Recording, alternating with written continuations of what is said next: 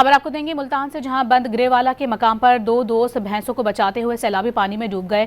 सैलाबी पानी में डूबने वाले एक नौजवान की लाश निकाल ली गई है, जबकि दूसरे को बचा लिया गया है। आपको बता रहे हैं, मुल्तान में बंद ग्रेवाला के मकाम पर दो दोस्त भैंसों को बचाते हुए सैलाबी पानी में डूब गए।